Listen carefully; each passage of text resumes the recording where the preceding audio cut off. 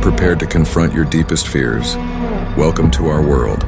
Welcome to the Horrorscape Chronicles.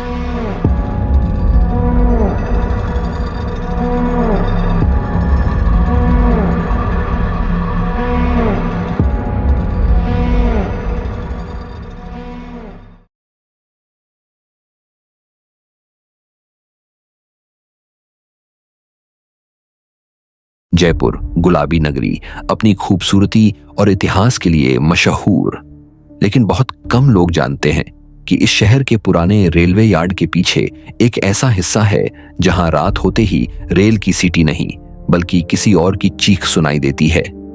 ये कहानी है जयपुर रेलवे स्टेशन के पुराने शेड की, जहां कई साल पहले एक हादसा हुआ था और आज तक उस रात की गूंज वहां सुनाई देती है। साल 1998 की बात है।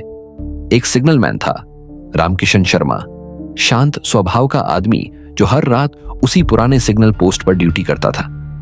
स्टेशन के बाहर, जहां अब झाड़ियां हैं, पहले एक छोटा सा यार्ड हुआ करता था।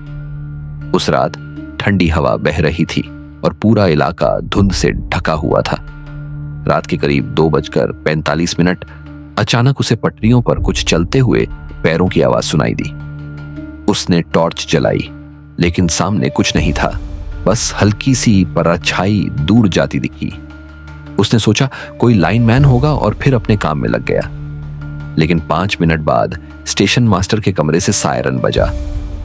एक मालगाड़ी बिना ड्राइवर के तेज रफ्तार से उस ट्रैक पर आ रही थी जहां रामकिशन खड़ा था।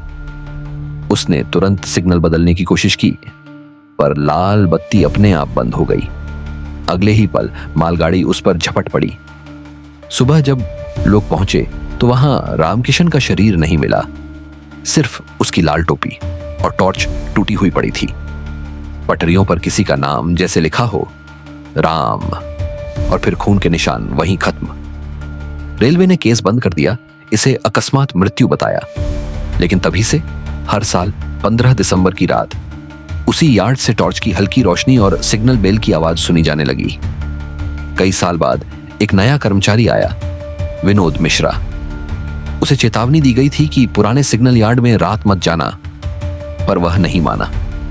एक रात उसने सोचा, देखते हैं आखिर डर क्या है।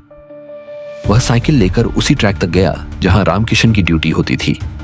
ठीक 3 बजे सिग्नल अपने आप लाल हुआ। विनोद ने देखा, ट्रैक के बीच एक आदमी खड़ा है, लाल टोपी पहने, टॉर्च हाथ में लिए। उसने आवाज लगाई, कौन है वहां? कोई जवाब नहीं, बस वही आदमी धीरे धीरे पास आने लगा। विनोद ने टॉर्च उसकी तरफ की और देखा उसके चेहरे का आधा हिस्सा कुचला हुआ था और आंखें जलती हुई लाल रोशनी जैसी। उसने बस इतना कहा, सिग्नल मत बदलना, गाड़ी आ रही है। और अगले ही पल वहां से ट्रेन की सीटी बजी, पर न कोई इंजन था न कोई डिब्बा।